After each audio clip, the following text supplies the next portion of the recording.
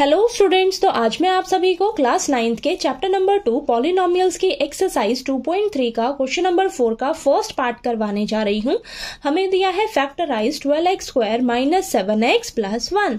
तो आपको बेटा ये क्वाड्रेटिक पॉलिनोमियल दे रखा है, इसे आपको फैक्टराइज करना है। ठीक है, तो हम इसे स्प्लिटिंग द मिडल टर्म से फैक्टराइज करेंगे। ओके, तो आपको वीडियो को लास्ट तक जरूर देखना है, मैं आपको बहुत आसान तरीके से समझाऊंगी। ठीक है, जो आपको प्लस माइनस की कंफ्यूजन रहती है ना स्प्लिटिंग द मिडल टर्म से फैक्टराइज करने में, वो भी आपकी दूर हो जाएगी। ठीक है, तो चलिए करते हैं। तो सबसे पहले फर्स्ट स्टेप में आपने लिख लेना है जो आपको दिया हुआ है क्वाड्रेटिक पॉलिनोमियल। ठीक है, तो लिख लेते हैं 12x square minus 7x plus 1। अब सेकेंड स्टेप बहुत इंपॉर्टेंट है, ध्यान से समझिएगा। अब हम क्या कर रहे हैं, स्प्लिटिंग द मिडल टर्म का यूज कर रहे हैं फैक्टराइज करने में। तो मिडल टर्म आपकी बेटा कौन सी है, ये x वाली टर्म। तो ध्यान रखना है आपने, अगर आपका क्वाड्रेटिक पॉलिनोमियल सीक्वेंस में नहीं है, यानी कि ax square plus bx plus c, ये सीक्वेंस रहनी चाहिए आपकी। ठीक है, तो यहां पर देख रहे हैं हमारा ये सीक्वेंस में है।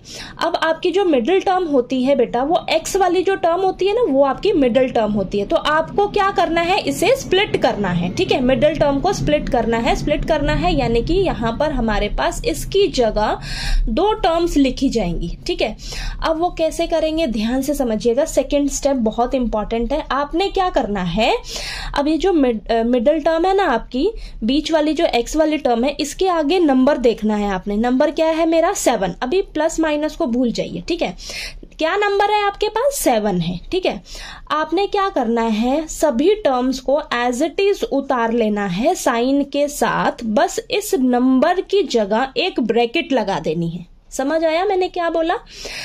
x के आगे जो भी नंबर आपको दिखे उसकी जगह आपने एक ब्रैकेट लगा देनी है।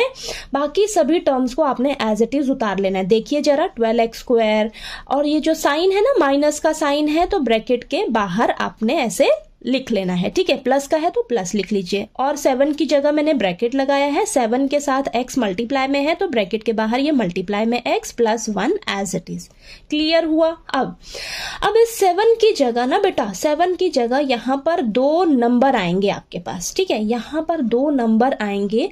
अब वो दो नंबर आपने कैसे ढूंढने हैं, उसी पर थोड़ी सी आपने मेहनत करनी है। ठीक है, आपने क्या करना है, x स्क्वायर के आगे क्या नंबर दे रखा है आपको, 12 दे रखा है। x स्क्वायर का कोफिशिएंट क्या है, 12 है। कांस्टेंट टर्म क्या है, 1 है। ठीक है, अब देखिए यहां पर 12 और 1 को जब मल्टीप्लाई करोगे तो आपके पास क्या आया, 12 आया। ठीक है, अब आपने क्या करना है बेटा, 12 के ना फटाफट से फैक्टर्स निकालने हैं। ठीक है, तो देखते हैं हमारे पास क्या फैक्टर्स आते हैं इसके।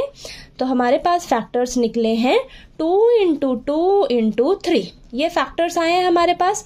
अब इन्हीं फैक्टर्स में से ही आपके पास ये दो नंबर आएंगे। ठीक है, अब वो दो नंबर ऐसे होने चाहिए, वो दो नंबर ऐसे होने चाहिए जिन्हें हम मल्टीप्लाई करें तो हमें ये 12 मिले, और वो दो नंबर ऐसे होने चाहिए जिन्हें हम प्लस करें। प्लस ही मैंने क्यों बोला, अगर ध्यान देना है, कांस्टेंट टर्म आपकी प्लस की है तो वो दो नंबर्स हमेशा प्लस होंगे, और अगर आपका कांस्टेंट टर्म माइनस का है तो वो दो नंबर्स हमेशा माइनस होंगे। तो यहां पर वो दो नंबर्स प्लस होके आपको ये 7 मिलना चाहिए, जिसकी जगह आपने ब्रैकेट लगाई है। ठीक है, क्लियर हुआ यहां तक आपको कि मैं क्या समझा रही हूँ? 7 की जगह ब्रैकेट लगानी है। अब वो दो नंबर्स आपको कहां से मिलेंगे, जो पड़ोसी में है ना आपके पास, उनको मल्टीप्लाई किया आपने, 12 मिला, उसके फैक्टर्स निकाले। इन्हीं फैक्टर्स में से ही वो दो नंबर्स ढूंढने हैं, और वो दो नंबर्स ऐसे होने चाहिए जिसका हम प्रोडक्ट करें तो 12 मिले, और जिनका हम सम करें तो जिसकी जगह ब्रैकेट लगाया ना, जिस नंबर की जगह, वो मिले 7। ओके, अब देखिए यहां पर 2 2 जा 4, और 4 और 3 को मल्टीप्लाई करोगे तो 12 मिल रहा है। 4 और 3 को ऐड करेंगे तो हमें 7 मिल रहा है। तो वो दो नंबर्स आपके क्या है, 4 और 3। ठीक है, तो अगर आपको ये क्वेश्चंस की प्रैक्टिस हो जाएगी ना बेटा, तो वो दो नंबर्स आप खुद ही दिमाग लगाओगे कि मेरे क्या हो सकते हैं, वो आप इजीली कर लोगे। ठीक है, तो चलिए अब यहां पर आपने लिखना है 4 प्लस 3। ठीक है, 4 + 3 किया तो 7 मिला, 4 और 3 को मल्टीप्लाई किया तो आपको ये 12 मिल रहा है। ठीक है, अब यहां से आपने नेक्स्ट स्टेप में क्या करना है बेटा, 12x²। अब ये जो माइनस का साइन है ना बेटा, माइनस का साइन दोनों नंबर से मल्टीप्लाई होगा और इधर से x जो है वो दोनों नंबर से मल्टीप्लाई होगा। तो देखिए क्या आएगा, माइनस का 4x माइनस का 3x और ये +1 एज इट इज। क्लियर हुआ। अब वापस से आप रिवर्स जाकर चेक कर लीजिएगा कि देखिए अब आप पूरा देखिए, माइनस का 7x है। ठीक है, अभी आपने यहां पर प्लस माइनस का ध्यान नहीं देना है।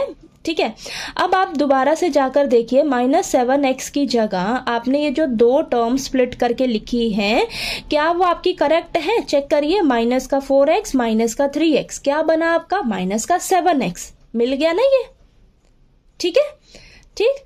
तो चलिए अब इसको क्या करना है, ये 4 टर्म्स हो गई आपके पास, ये फर्स्ट 2 टर्म्स लीजिए, लास्ट के 2 टर्म्स लीजिए, देखिए कॉमन क्या मिल सकता है आपको।